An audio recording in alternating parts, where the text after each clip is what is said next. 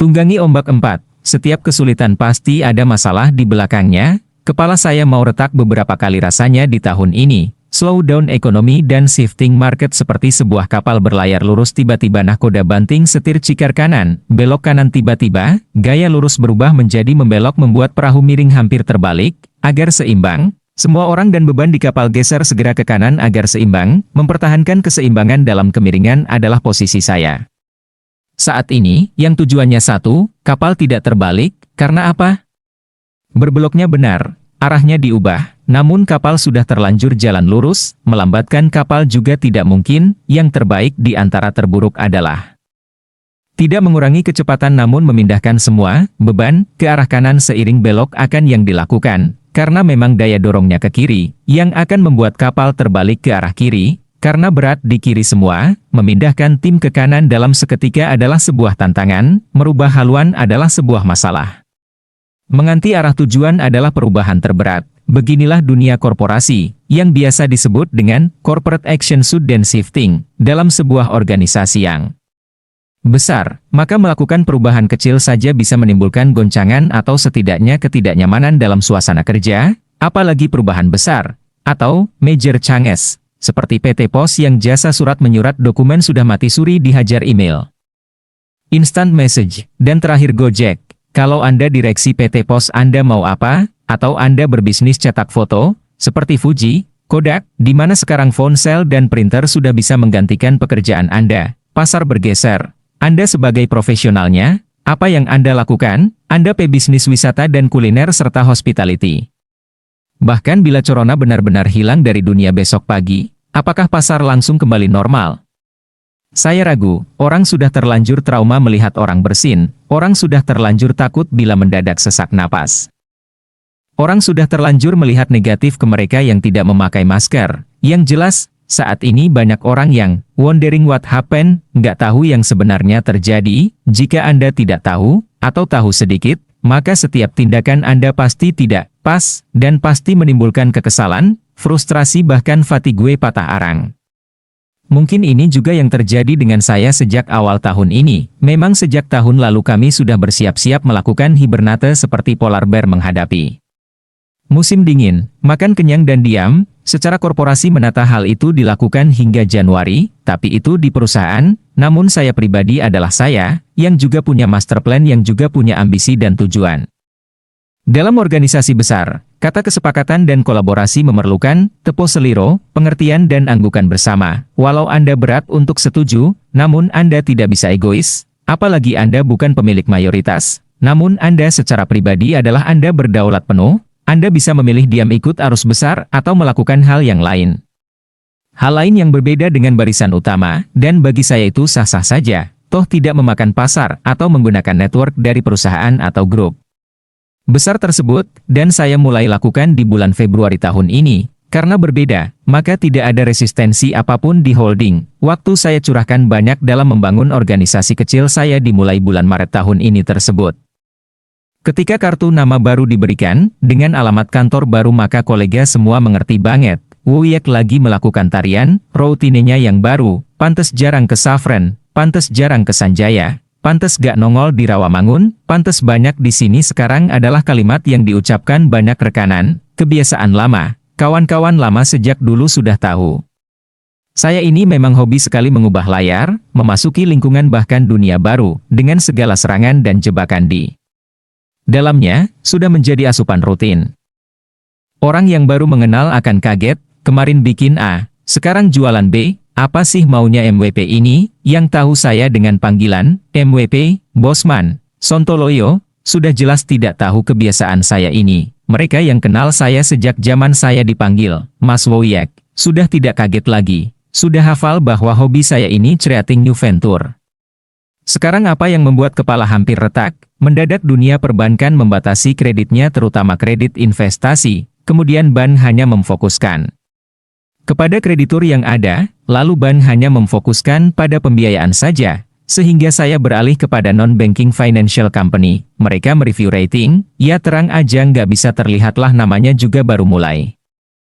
Tapi project confirm, dan mereka tidak mau project base maunya asset base. Ini yang membuat kepala saya hampir retak, bahasa lainnya begini, Anda sudah memiliki kontrak seller, Anda sudah memiliki izin, tinggal bangun, dunia keuangan, saat ini setidaknya, tidak melihat proyek tersebut, tetapi jaminannya mana, mentalnya gadai banget deh, yang penting jaminan.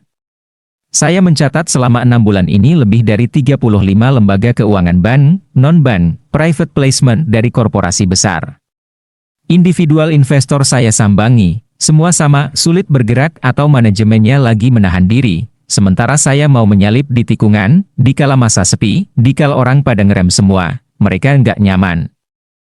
Atau tidak setuju, atau main aman deh, mana jaminan? Ini membuat kepala saya juga hampir retak, ribuan jam rasanya sudah saya habiskan buat paparan dalam 6 bulan ini, kolaborasi, deal making. Semua hampir dikatakan belum menunjukkan tanda-tanda bergerak ke arah yang saya percaya akan terjadi, yaitu benefit dan profit bersama, menjadi beda memang berat ya. Sampailah saya 2 minggu lalu bertemu dengan direktur kredit risk sebuah bank papan atas, saya bertanya, saya mau loan pinjaman. Menggunakan project base. Nggak mau asset based loan, bisakah? Jawabnya, nggak bisa, Mas Wowiek, itu aturan BI, JAA, klasik itu teriakan dalam hati saya. Oke, saya jawab, lalu saya tanya lagi, kalau cabang kamu yang di Malaysia atau Singapura pakai aturan mana, Bank Indonesia atau aturan bank sentral setempat? Dijawab olehnya, ikut aturan setempat. Jadi kalau saya ke Singapura atau ke Malaysia saya meminjam melalui bank Anda, bisa pakai project based loan Han. Karena di Malaysia atau Singapura project based loan bisa dibiayai nggak kayak Indonesia yang bank, gadai. Ini, saya bertanya sambil menekankan kata-kata sebagai bentuk sindiran saya dan mengungkapkan kekesalan saya akan sistem perbankan Indonesia yang banci ini, menurut saya loh. Hal ini mungkin membuat banyak banker sebel sama saya, dan nggak apa-apa juga. Mereka sudah tahu kok, standing, posisi saya berdiri melihat perbankan nasional Indonesia, siapa nama country manager di Malaysia Mbak, kata saya kepada direksi risk bank tersebut, Roslan, orang Malaysia, Muhammad Roslan. Saya terkejut dan melanjutkan penelusuran, apakah dulu pernah kerja di Elaf Bank Bahrain, saya tanya ke simbak direksi, Lia benar, saya yang recruit dia masuk bank ini. Kenal mas, tanyanya kemudian, coba telepon dia sekarang, Mbak direksi langsung tanpa jeda menelepon Roslan yang tak lama telepon simbak pindah ke telinga saya. Halo Pak Cik Mardigu, apa kabarnya nih? Terdengar suara dengan nada, khas Malaysia. Kapan kita nak jumpa nih? Sudah 4 tahun kita tak jumpa, bagaimana bisnis perminyakan kita nih brother? Bila kerencana nak ke KL bro, demikian suara di seberang telepon yang dilanjutkan dengan dialog singkat. Mengatur hari pertemuan, Roslan melanjutkan, saya tak bisa jemput jadwal padat nih. Brother naik train dari KL Airport langsung ke KL Center, lalu take taxi ke Shah Alam, kita bertemu di gedung serba dynamic di Shah Alam, bisa ke? Oke, itu jawaban singkat saya, kita makan nasi biryani di resto All Asian Food lah ya.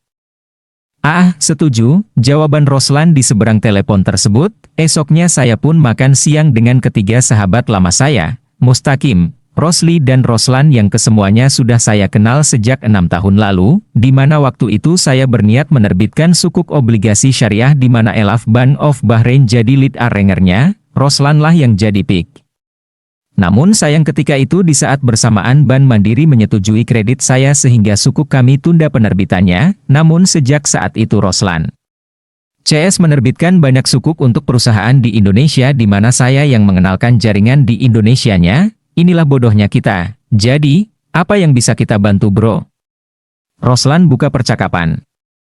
Langsung saya terangkan sekilas dalam waktu 5 menit selesai. Ini karena presentasi ke-100 kalinya mungkin, sehingga sudah seperti kaset rusak yang mengulang-ulang, yang dijawab singkat Roslan. Mudah ini bro, inilah peluang yang sudah ribuan kali kami di Malaysia diuntungkan oleh pemerintahan Bank Indonesia yang tradisional itu.